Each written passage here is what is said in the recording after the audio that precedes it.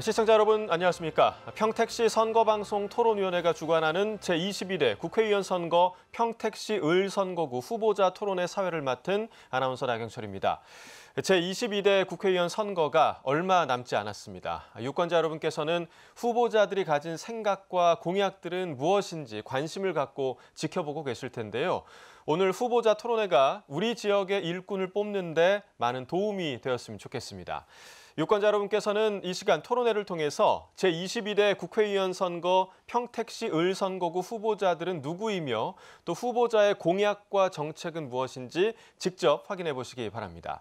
자, 오늘 토론회는 공직선거법 제82조의 2에 의해서 평택시 선거방송 토론위원회가 주관하고 SK브로드밴드 기남방송에서 중계를 해드립니다. 자, 그럼 먼저 후보자들을 소개해드리겠습니다. 제22대 국회의원 선거 평택시 을선거구에는 모두 2명의 후보가 등록을 했습니다.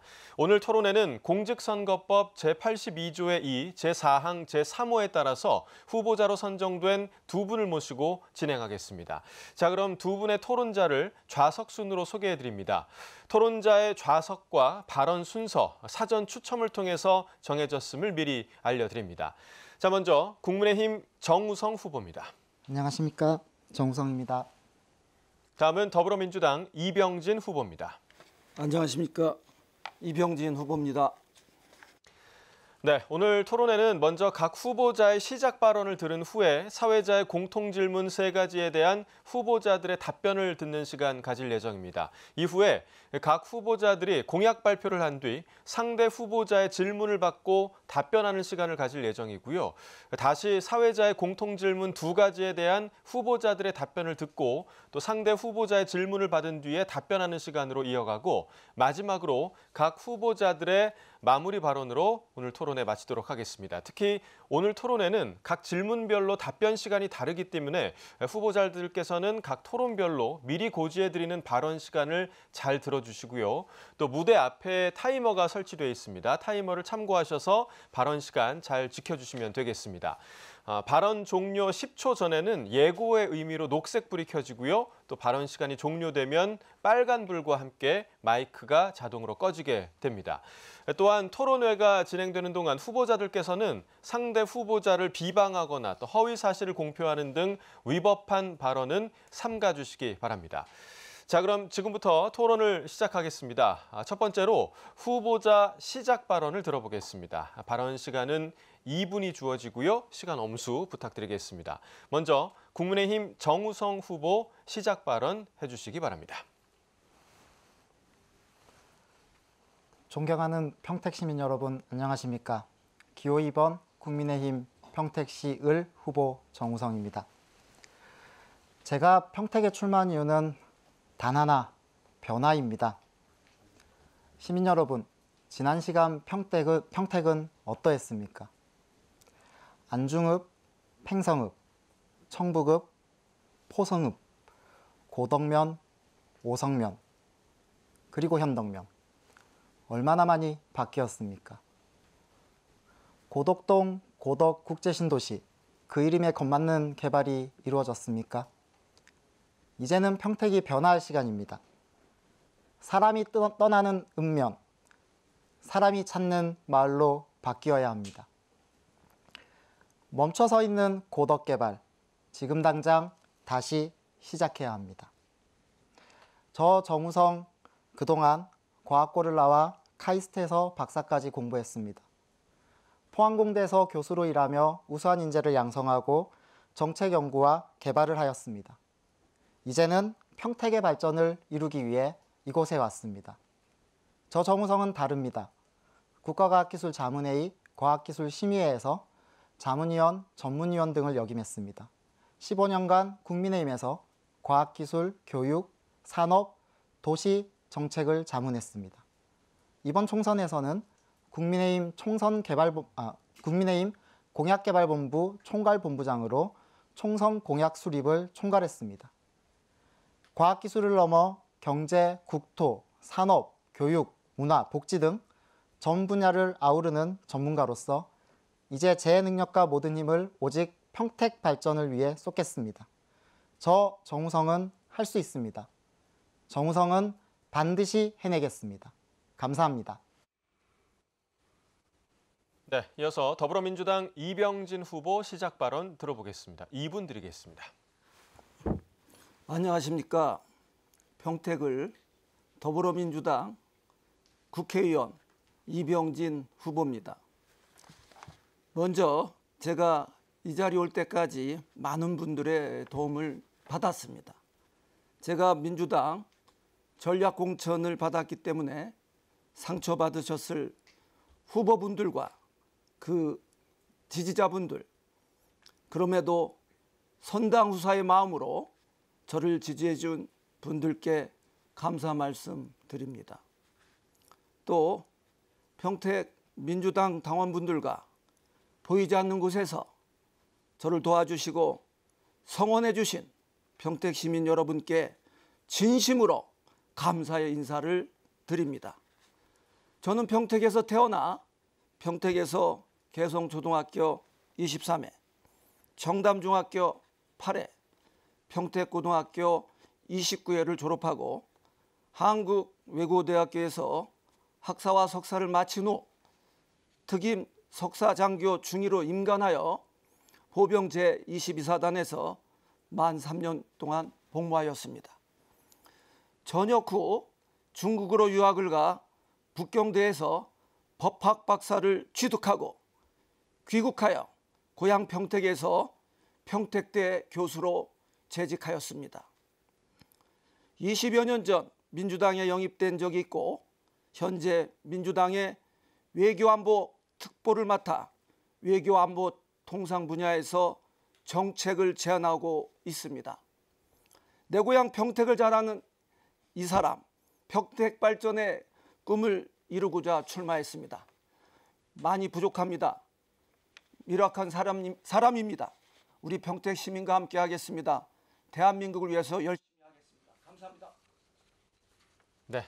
자, 두 후보자들의 시작 발언 함께 들어봤습니다. 자, 이번에는 후보자들에게 드리는 사회자 공통 질문 순서입니다. 이 공통 질문에 대한 답변 각 후보별로 1분 30초씩 드리게 됩니다. 시간 꼭 지켜주시기 바라겠고요. 또 사전에 정해진 발언 순서대로 답변 기회를 드리도록 하겠습니다. 자, 첫 번째 공통 질문은요. 교육 문제에 관한 질문입니다. 평택시는 권역별 교육 여건의 편차가 매우 심각한 상황입니다. 특히 서부 지역의 경우 고교 평준화를 지속적으로 추진해 왔는데요. 이 고교 평준화를 포함한 지역 교육 여건 개선을 위한 후보자들의 견해를 한번 들어보도록 하겠습니다. 먼저 더불어민주당 이병진 후보 이 주제와 관련해서 답변해 주시겠습니다. 답변 시간은 1분 30초입니다. 네, 평준화는 모든 학생에게 공정한 교육 기회를 제공해야 합니다. 교육의 질이 상향 평준화가 되도록 목적을 둬야 합니다.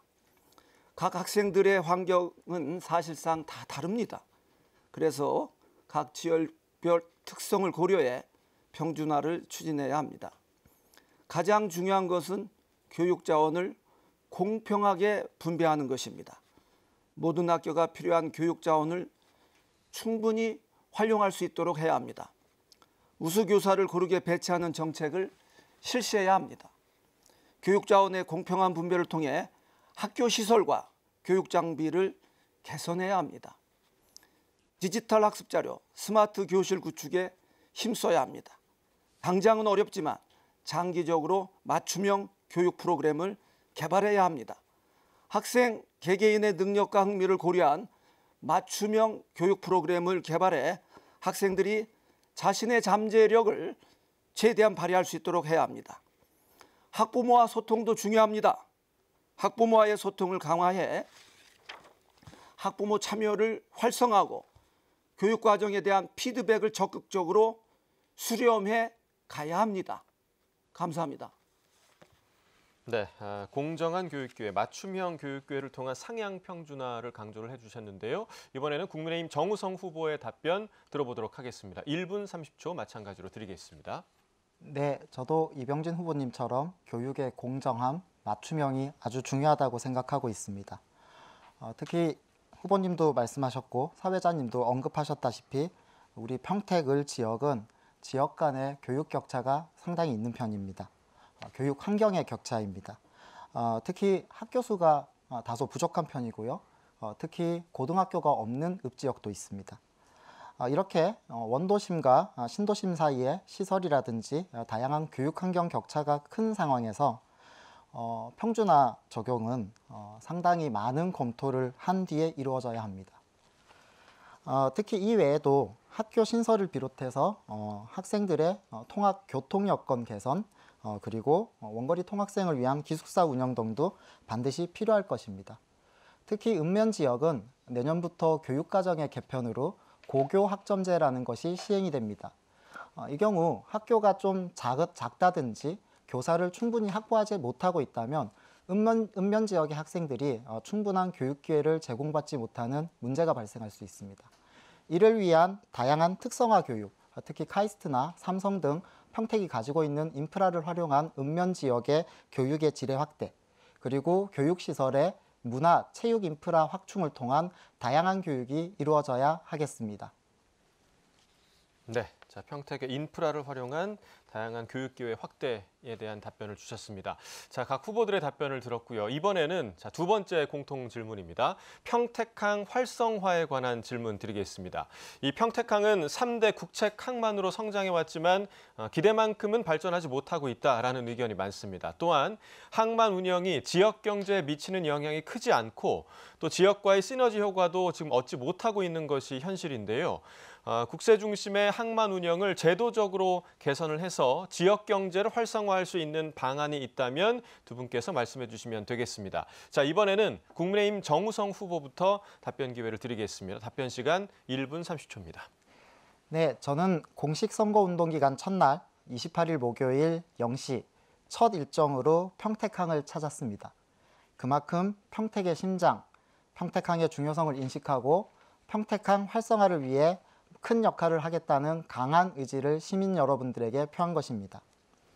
사회자께서 언급하신 것처럼 3대 항으로서의 평택항의 위상을 한번 돌아보도록 하겠습니다. 지금 정부는 스마트 메가포트라는 큰 항구의 프로젝트를 진행하고 있습니다. 국가의 정책입니다만 부산, 경남, 신안, 그리고 광양, 인천 등은 이러한 스마트 메가포트 정책에 따라서 다양한 인프라를 구축하고 있습니다. 26년까지 인천항, 광양항도 스마트 자동화 시설을 갖추는데요. 우리 평택은 이에 비해서 많은 인프라가 부족합니다. 당장 스마트 메가포트를 구축하는 것이 어렵다 하더라도 저는 우선 먼저 부산과 인천항이 갖고 있는 스마트 공동 물류센터부터 조기 구축을 해서 빨리 평택항이 3대 항이라는 위상에 맞는 스마트 메가포트로 거듭나는데 보탬이 되고자 합니다. 이를 위한 많은 정책을 펼치도록 하겠습니다. 또한 해양물류 산업 인재를 위한 해양대학교 신설을 비롯하여 연구기능 역시 필요합니다. 그래서 해양과학기술원 평택연구소를 신설하고 역시 이 연구소와 연계된 대학원을 유지하여 운영하여 고급 인력들이 평택에서 양성되도록 하겠습니다. 네, 자, 1분 30초 시간이 지나서 막판에는 조금 마이크가 꺼졌고요. 스마트 메가포트로서의 평택항을 만들겠다라는 포부를 밝혀주셨습니다. 같은 질문에 대해서 더불어민주당 이병진 후보의 답변도 들어보도록 하겠습니다. 1분 30초입니다. 평택항 운영 개선을 위해 여러 제도적 방안을 고려할 수 있습니다. 크게 네 가지입니다. 첫째, 디지털화 및 자동화 기술 도입입니다. 예를 들어 화물 처리, 추적, 선박, 입출항 관리, 물류 처리 과정에서 스마트 시스템 구축이 포함될 수 있습니다. 이는 운영비 절감하고 시간 단축 효과를 가져옵니다. 둘째, 친환경 항만 정책 실시입니다. 이는 배출가스가 감소되고 재생 가능 에너지를 사용할 수 있고 수질 및 공기질 관리 등을 포함할 수 있습니다. 또한 친환경 선박 이용을 장려하고 항만에서 친환경 물류 시스템을 구축할 수 있습니다. 셋째, 네트워크 확장 및 협력 강화입니다. 평택항 지리적 이점을 최대한 활용해서 국내외 물류 네트워크를 확장해야만 합니다. 이를 위해 다른 항만, 물류회사와 협력을 강화하고 효율적인 물류 체계를 구축할 수 있습니다. 넷째, 인력 개발 및 교육 투자입니다. 장기적인 교육 훈련 프로그램을 제공해서 직원의 기술적, 관리적 역량을 강화, 최신 산업 트렌드에 대응할 수 있도록 하겠습니다. 상기 제도 개선 방안을 통해서 평택항의 경쟁력을 강화하고 효율적이며 지속 가능한 항만 운영을 실현하겠습니다. 네, 자, 평택항 활성화를 위한 4가지 구체적인 목표를 제시해 주셨습니다. 자, 평택항에 대한 두 후보자의 답변을 들었고요. 이번에는 안중 역세권 개발 방안에 관한 질문입니다. 평택 서부 지역의 교통 요충지죠. 안중역 2024년 말에 개통될 예정인데요. 하지만 역세권은 구체적인 개발 계획이 수립되지 않아서 이 허허벌판에 안중 역사만 지어진 그런 상황인데요. 평택 서부 지역의 랜드마크가 될 안중 역세권 개발 방안이 있다면 말씀해 주시면 되겠습니다. 자, 이번에는 더불어민주당 이병진 후보부터 답변을 들어보도록 하겠습니다. 답변 시간 1분 30초 드립니다. 안중 역세권 개발은 지역 경제 활성화, 주민 삶의 질을 향상시켜야만 합니다. 그래서 4가지로 저는 나눠봤습니다. 첫째, 교통 인프라 강화입니다. 안중역 주변의 교통 인프라를 강화해 접근성과 편의성을 높이겠습니다. 주변 도로 네트워크의 개선을 해서 버스, 택시, 승강장을 확충하겠습니다. 자전거 도로 및 주차장 설치 등을 통해서 역 주변의 교통 흐름을 원활하게 해야만 합니다. 둘째, 상업 및 비즈니스 지역 개발입니다. 역 주변 상점 및 상업 비즈니스 지역을 개발해 지역 경제를 활성화시키겠습니다. 쇼핑몰, 오피스 빌딩, 호텔, 컨벤션 센터 등을 유치해서 역세권을 경제적 활동의 중심지로 만들어야 합니다. 셋째, 주거 개발, 역세권 내 다양한 주거 옵션을 제공해서 주민들의 편리한 생활 환경을 조성하겠습니다. 고품질의 아파트, 빌라, 주택, 단지 개발을 통해서 인구 유입을 촉진하고 지역 발전을 반드시 도모하겠습니다. 감사합니다. 네, 자, 같은 주제에 대한 정우성 후보의 답변도 들어보도록 하겠습니다. 1분 30초입니다. 예, 이병진 후보님의 좋은 정책 잘 들었습니다. 제가 같은 말씀을 더 드릴 건 없을 것 같고요. 조금 더 추가할 부분만 말씀을 드리도록 하겠습니다. 제가 인사말에서 국민의힘 정책개발본부, 공약개발본부 총괄본부장으로 일하고 있다는 말씀을 드렸습니다. 저희 국민의힘에서는 지난 1월 말 철도 지하화와 철도 역세권 개발을 비롯해서 다양한 공약을 발표했습니다. 이때 저희가 중요하게 생각한 것은 방금 이병진 후보님이 말씀하신 것 이외에도 이 철도 역세권을 중심으로 구도심과의 연계 개발도 중요하다고 밝혔습니다. 특히 안중 지역은 안중 역세권을 비롯해서 화양지구가 있고요. 그리고 구 읍내 원도심이 있습니다. 이것들이 약간은 거리를 두고 있으면서 화양지구와 역세권이 개발되기 때문에 기존의 구도심과의 연계 개발이 반드시 필요합니다. 저희 국민의힘에서는 당의 공약으로 이러한 구도심을 공원, 직장, 주거, 편의시설 15분 생활권이 가능한 공원 도시결합 미래형 도시로 성장시키겠다는 포부를 밝혔습니다.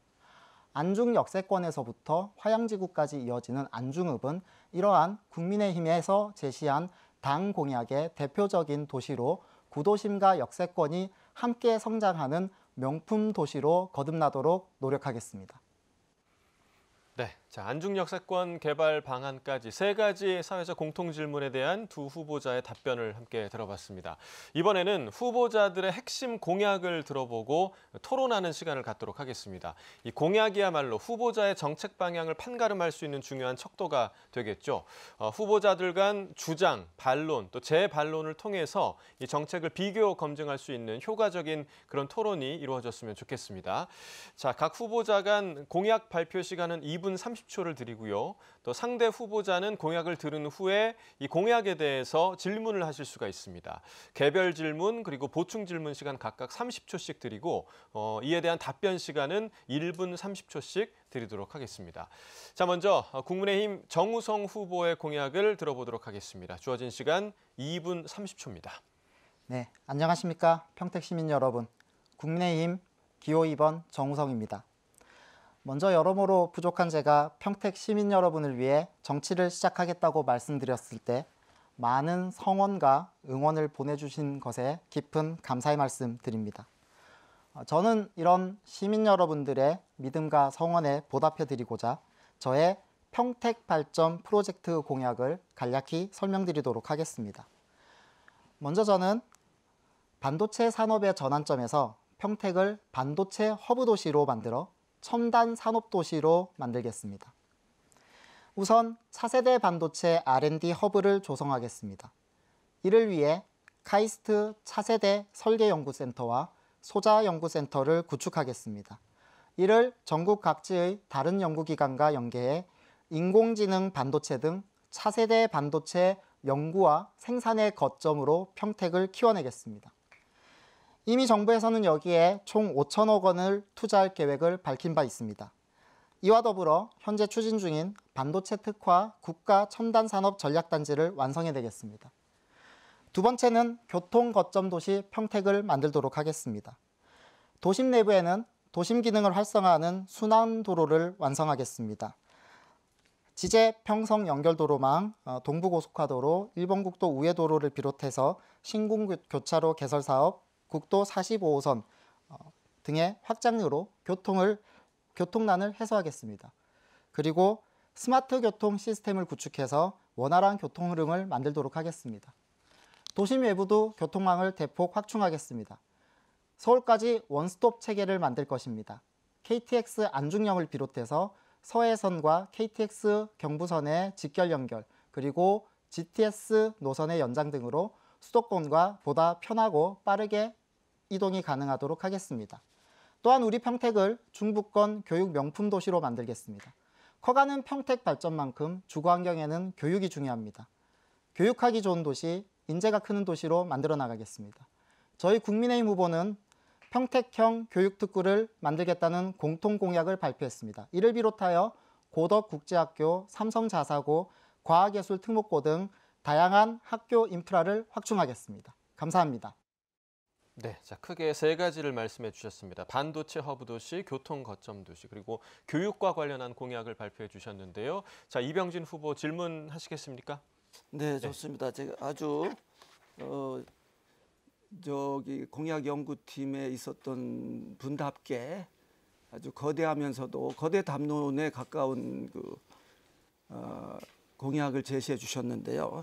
GTX 노선 같은 경우에 연장하신다는데 그 예산이 A 노선하고 C 노선이 있는데 한 어느 정도 들어간다고 보십니까? 네, 자 1분 30초의 답변 시간 드리겠습니다. 예, 사실 예산은 지금 추정하는 것이 이렇게 정확한 액수가 이렇게 나오는 것보다는 계획된 만큼 빨리빨리 만드는 것이 필요합니다. 대체로 이런 대형 국책 사업이 이루어지면 충분한 예산을 적게 확보하지 못해서 공기가 연장되는 경우가 많습니다. 이로 인해서 원래 예정됐던 예산보다 몇 배의 예산이 추가로 소요되고 이로 인해서 공기가 늘어나고 공사 현장 주변의 시민을 비롯한 많은 분들이 불편을 겪는 일이 있습니다. 저는 지금 현재 GTX AC 노선의 연장을 비롯하여 다양한 노선망의 확충에 대한 예산 액수를 추정한 것에 추가하여 이를 힘있는 여당이 정부와 함께 빨리 확보하여 공사를 집행하고 완공하여 시민들에게 시설을 제공하는 것이 더욱더 중요하다고 생각하고 있습니다.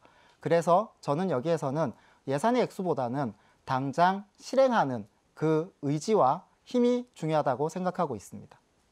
네, 빨리 실행하는 게 중요하다라고 답변해 주셨는데요. 보충 질문하시겠습니까?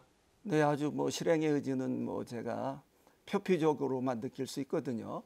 예산이 반영되지 않는 실행은 도로에 불과한 겁니다. 제가 알기로 A 노선하고 C 노선 최소한 2,700억이 들어가야 되고 그 예산도 정부에서 지금 지원하지 않기 때문에 우리 지자체로서는 상당히 부담이 되고 있습니다. 빨리빨리 예산이 반영되지 않는 빨리빨리는 허공에 외치는 소리에 불과합니다. 이거에 대해서 어떻게 생각하십니까? 네, 답변해 주시죠. 네, GTX AC 노선의 예산 액수를 말씀해 주셨는데요. 저는 역시 다시 한 번 더 저것이야말로 여당과 정부가 함께 추진을 강하게 할 수 있는 일이라고 생각하고 있습니다.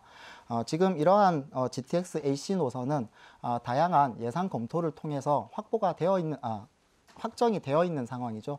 다만 지금 여러 가지 이 국가의 재정의 어려움이라든지 경기 침체로 인하여 예산 투입에 여러 가지 다양한 사업들의 우선순위의 조정이 있습니다.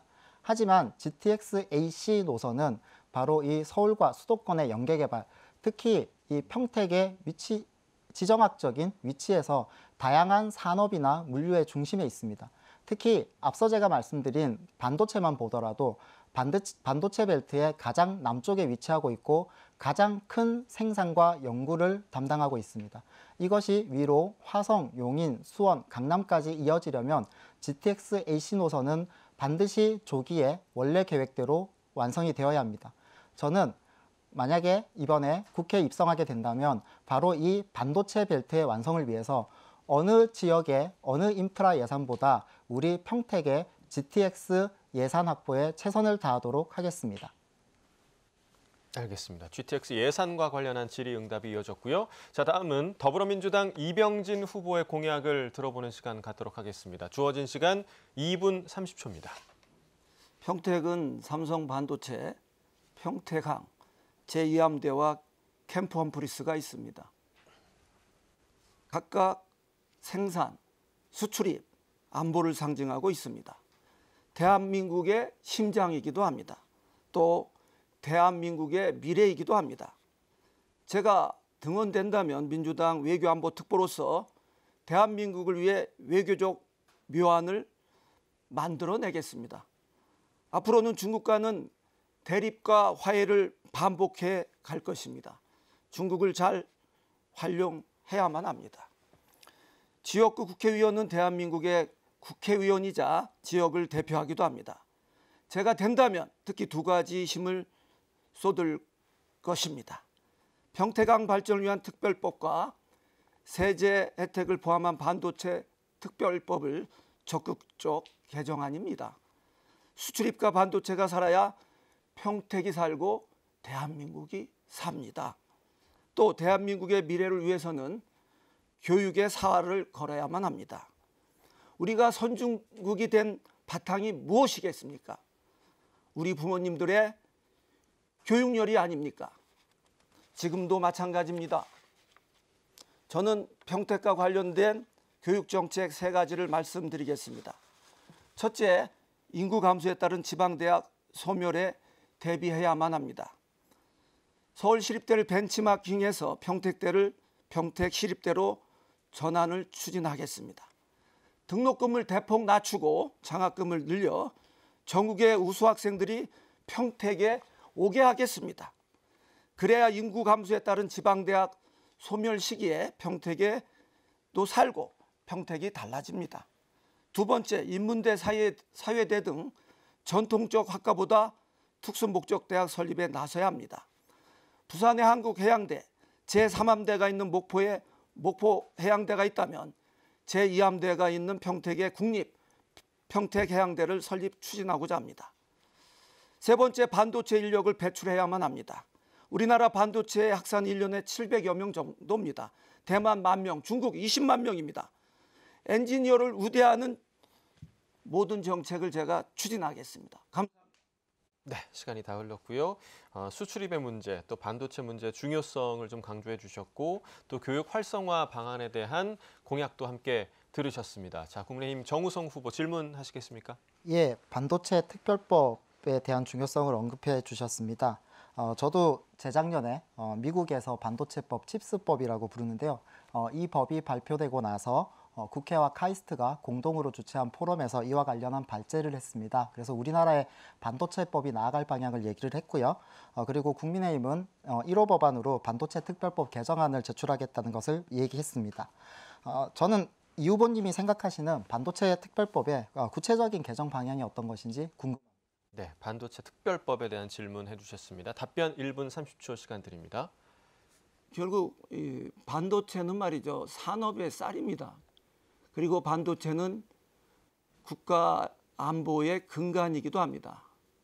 우리 여러분이 아시다시피 바이든이 한국에 집권하자마자 왔습니다. 그동안 미국 대통령들은 오게 되면 인계철선이라고 하는 전방에 가서 북한을 만원경을 통해 바라보면서 한국 안보를 담보하겠다고 과시했습니다. 그러나 반도체가 얼마나 중요하고 반도체가 없으면 모든 산업이 올스톱된다는 걸 알고 계시기 때문에 한국에 달려왔습니다. 3나노 수율이 나오는 반도체를 한국이 거의 최초로 만드니까 한국에 달려온 것입니다.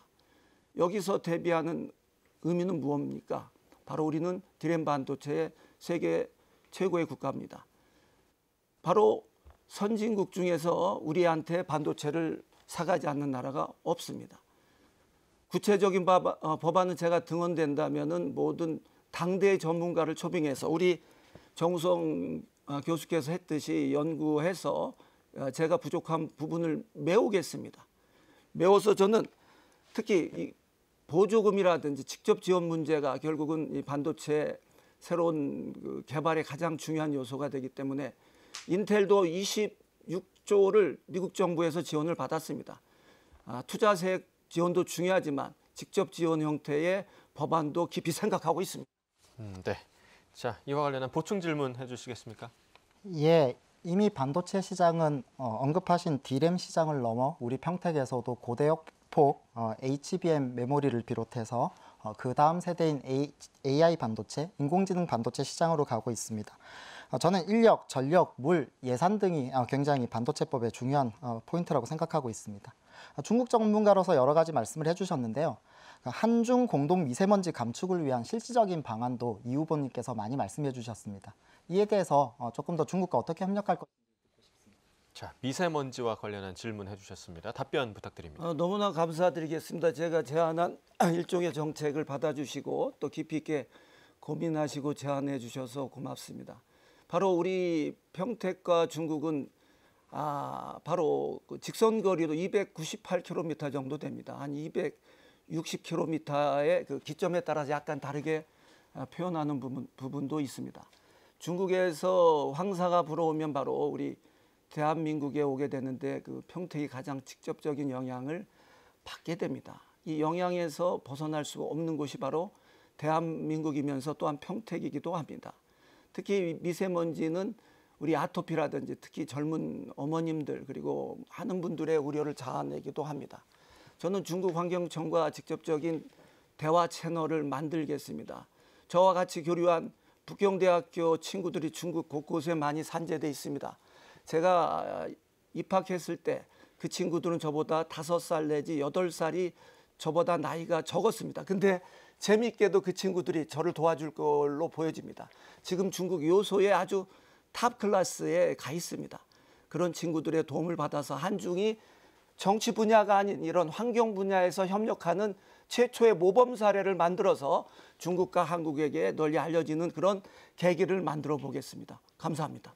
네. 자, 미세먼지와 관련한 한중 협력 문제까지 이야기를 좀 들어봤습니다. 지금까지 후보자들의 공약을 들어봤고요. 또 공약에 대한 다른 후보자의 질문과 답변까지 들어봤습니다. 자, 이번 순서는 다시 후보자들에게 드리는 사회자 공통 질문 순서입니다. 공통 질문에 대한 답변 이전처럼 각 후보자별로 1분 30초가 주어지고요. 시간 꼭 지켜주시기 바라겠고요. 상대 후보자는 이번에는 공통 질문에 대한 후보자의 답을 들은 후에 보충 질문을 또 하실 수가 있습니다. 보충 질문 시간 30초, 또 답변 시간 1분 30초입니다. 자, 공통 질문 드리겠습니다. 네 번째 공통 질문입니다. 자, 이번에는 다문화 및 이주 노동자에 관한 질문입니다. 평택시의 다문화 가정, 또 이주 노동자는 증가 추세고요. 특히 기업이 많은 서부권에 거주자가 많습니다. 그러나 외국인 인권이나 다문화 가정의 사회적 적응 등 여러 가지 개선해야 할 부분도 나타나고 있는데요. 각 후보자께서는 이분들이 우리 지역에 잘 적응하기 위해서 필요한 대책이 있다면 무엇이 있는지 좀 말씀해 주시면 되겠습니다.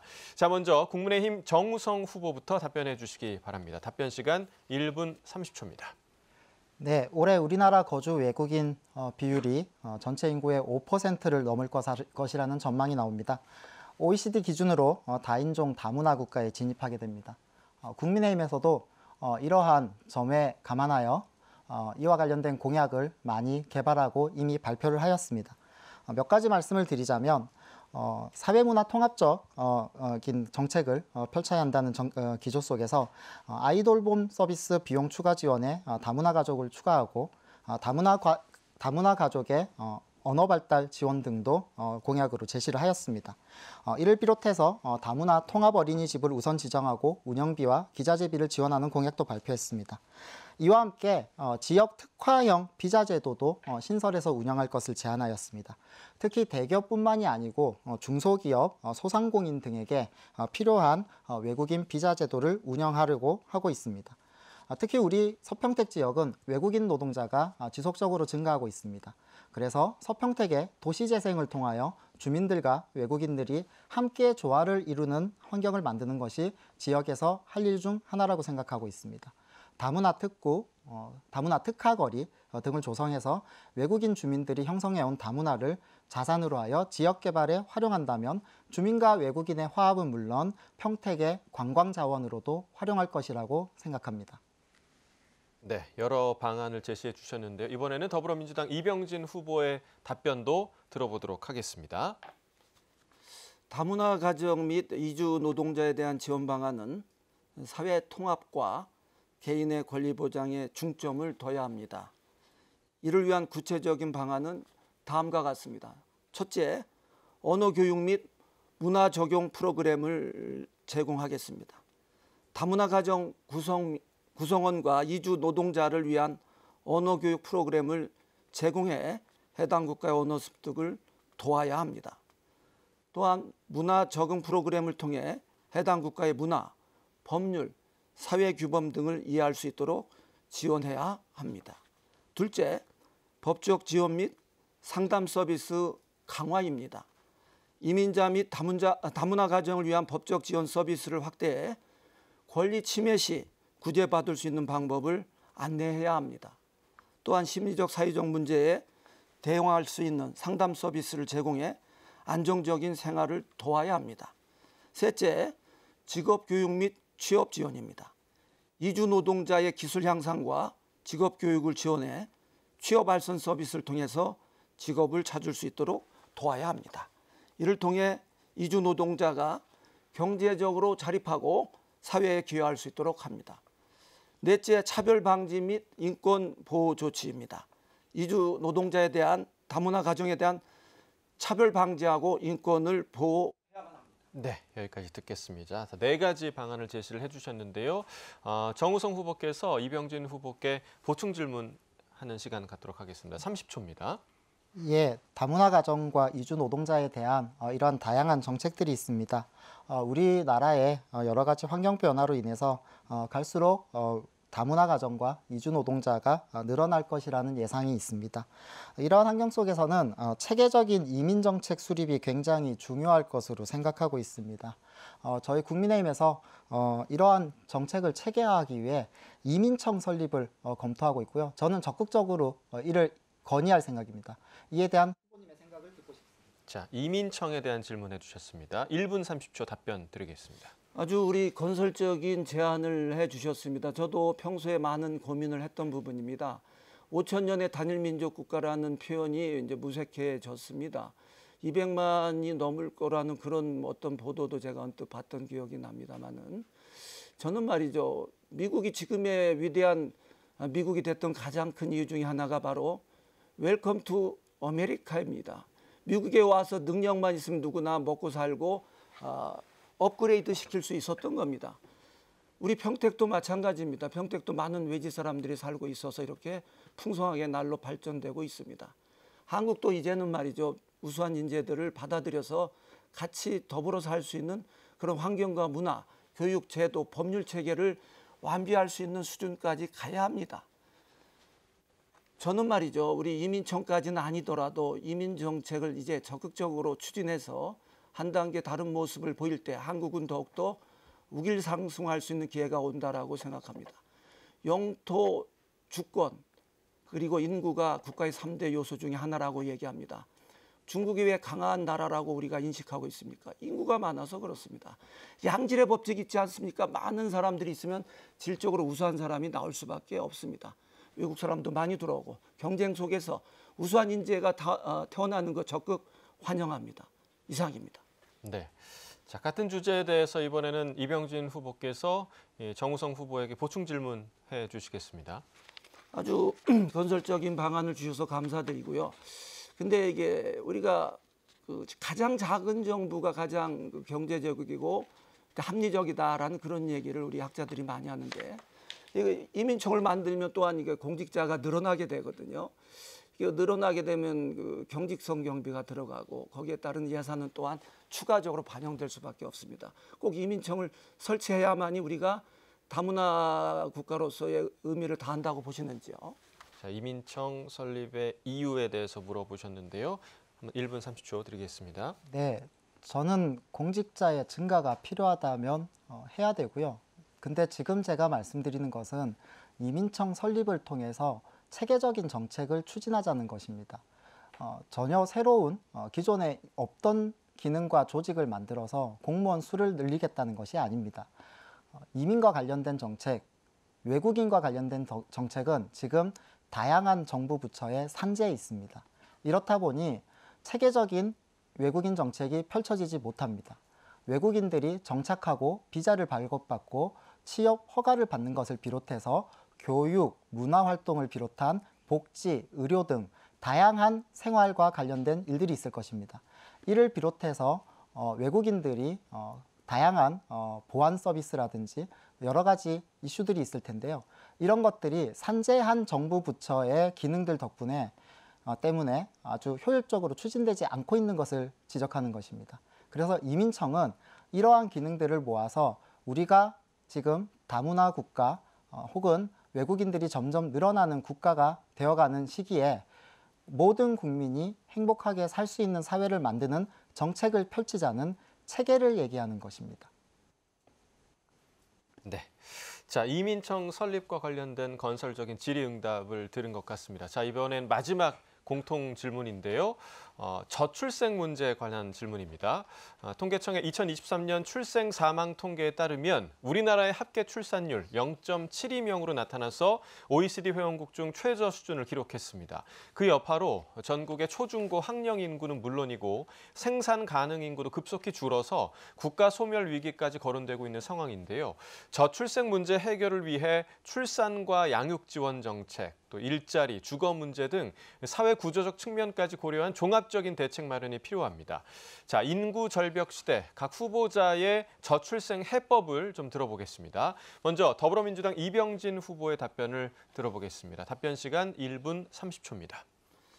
저출산 문제의 종합적인 대책은 결혼 출산에 대해 경제적 지원이 절실합니다. 결혼할 때 집이 있어야만 합니다. 공공임대주택 확대해야 합니다. 아이를 낳았을 때 출산과 육아 지원이 병행되어야 합니다.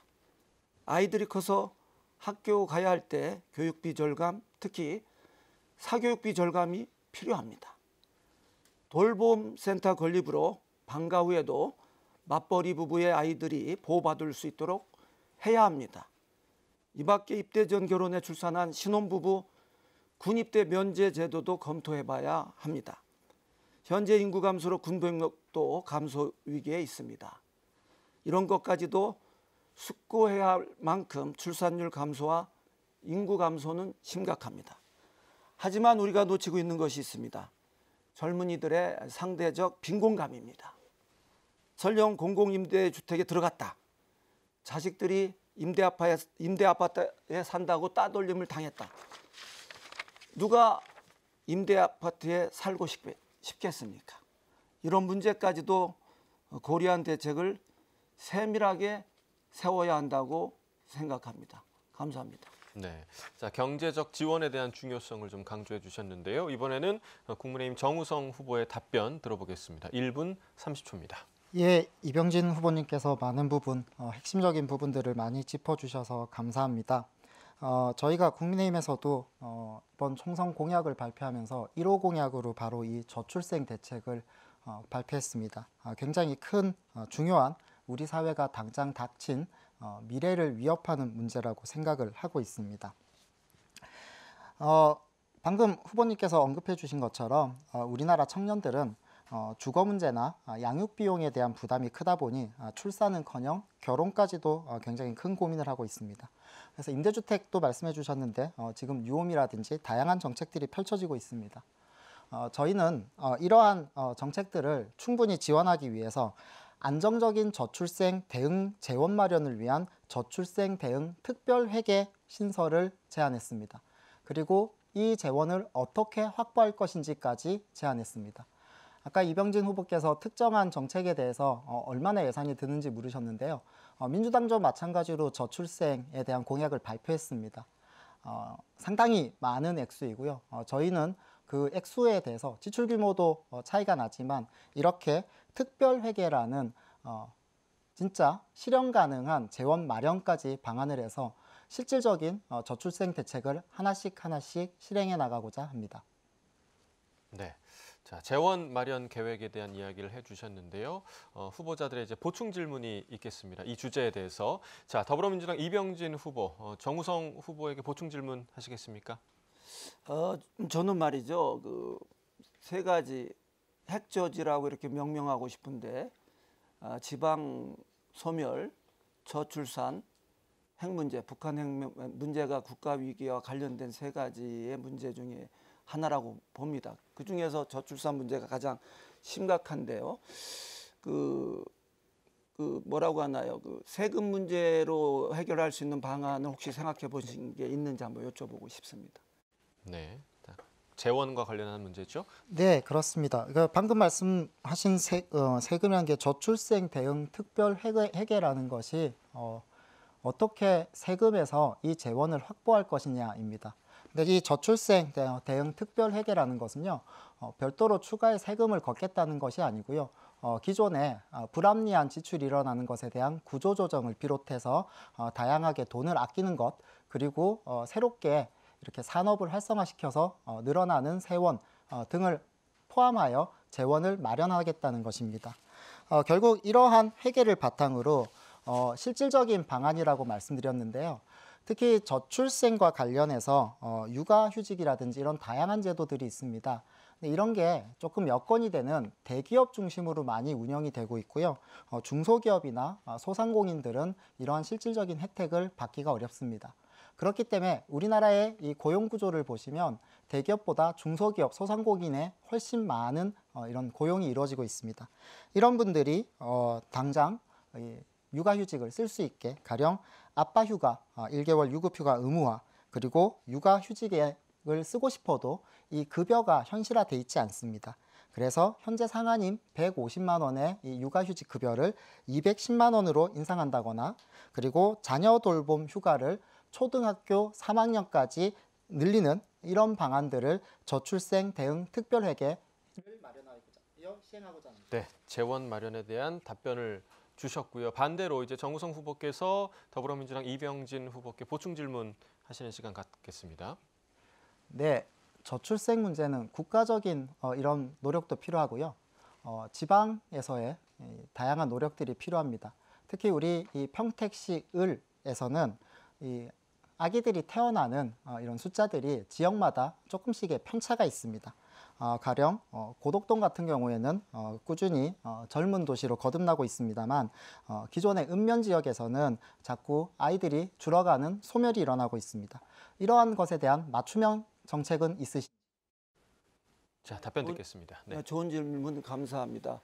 그 고덕동이 우리나라에서 가장 젊은 동 중에 하나인 것 같아요. 평균이 33.3세라고 합니다. 우리나라 평균 나이가 43.7세 정도, 그리고 평택이 한 40.7세 정도 되더라고요. 당연히 이제 보육 시스템을 도입해야 됩니다. 제가 중국 가서 가장 놀란 게 말이죠. 이 대도시 북경 상해 같은 데 말이죠. 남녀가 다 맞벌이 하거든요. 그러니까 여자들이 거의 이제 남자 이상의 포지션을 차지하는 기업과 집단 관공서도 많습니다. 근데 그 이유를 제가 살펴보니까 말이죠. 태어나자마자 갖다 막히는 보육시설이 있습니다. 그러니까 토요일 날, 일요일 날 가서 데려오는 겁니다. 깜짝 놀랐습니다, 정말. 근데 왜 우리도 이걸 못했을까? 이런 생각을 제가 많이 해봤는데요. 우리도 이제 전체적으로 300조가 넘는 예산을 인구 증가를 위해서 많이 썼다는 그런 보도를 제가 언젠가 본 기억이 언뜻 나는데 이제 선택과 집중을 통해서 인구만이 출생률 상승만이 대한민국이 생존할 수 있는 유일무이한 길이라는 그 정책적 의지를 갖고 5년 단일 정권 때마다 바뀌어서 중구난방식으로 인구 정책을 취하지 않도록 할 때만이 우리 민족이 서바이벌 할 수 있다. 그리고 우리 민족의 위치는 계속 높아질 것이다. 이런 생각을 해봤습니다. 감사합니다. 네, 여기까지 듣겠습니다. 자, 저출생 문제를 마지막으로 5개의 공통 질문에 대한 답변을 들어봤고요. 또 후보자들의 보충 질문과 답변까지 들어봤습니다.